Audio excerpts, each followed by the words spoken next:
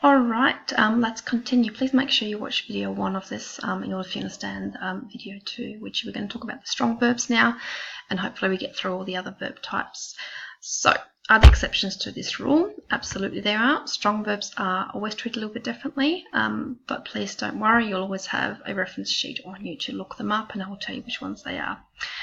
So strong verbs, as you know, they're stem changing verbs. And please note here, generally the difference is you still add GE, but they don't usually have a T ending, and you will find that often the vowel changes. So for example, finden, to find, you still add a GE, gefunden, but then you change the vowel, which the I goes to gefunden. Like I said, don't worry, you'll always have a reference sheet on you to look them up. Alright, so here are some common ones, and they're actually on the worksheet that you can download from my German course at weebly.com. So let me translate them for you. Lesen or gelesen means to read or read. Sehen, see or saw. Schlafen, sleep or past tense, slept. Tragen is to wear, obviously as a past tense. Geben is to give. Trinken, you should know, drink. Finden, to find or to find or found. Schreiben, which is to write. Essen, to eat, sprechen, to speak, and nehmen, to take. So if you have a look at the endings, most of them have an en at the end. In fact, they all do, no t, and they all have a ge.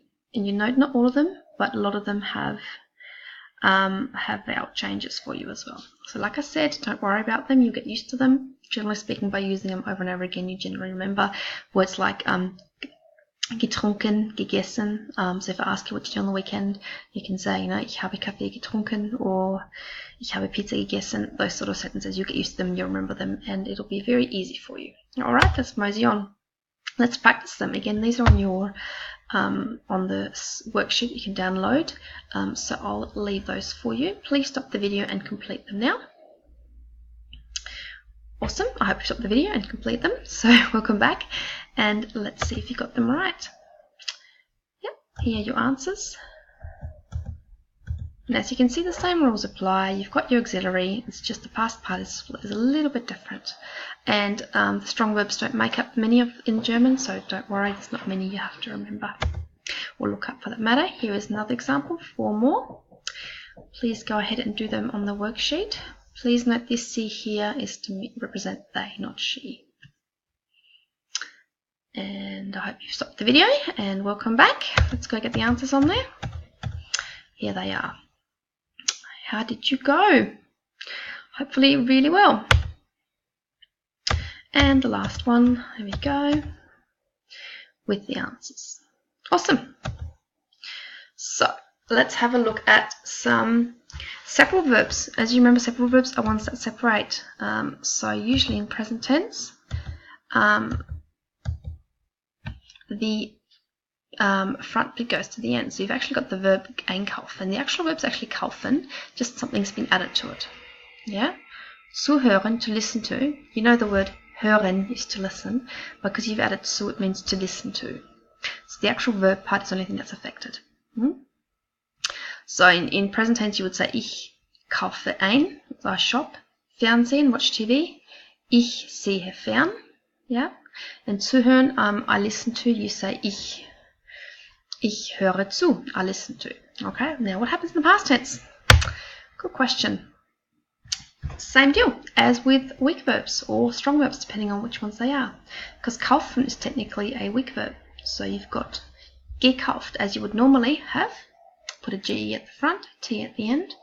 The ein bit just stays right at the front there. Hört, same deal. Hören is a weak verb. Therefore, same rules apply. You put a T at the end, a G at the front, and the extra section that you have there in the present tense, you just chuck at the front there. Zugehört. Sehen is a strong verb. In the present tense, it goes to sieht. So it's a strong verb. Therefore, the ending is with an en, and you put the G there. But the same thing applies. You've got sehen, gesehen, which would technically mean saw. And by putting fern in front of it is watched TV as opposed to saw. So fern gesehen means I watched TV. Alright, so same deal applies. The GE goes in the middle and the endings are the same depending on if they are strong or weak verbs. Alright, let me know if you need clarification on that in class. Let's practice it. Vorlesen. You read your emails out loud. Fernsehen.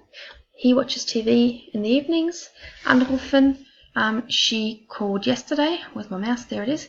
And I shop at Lidl.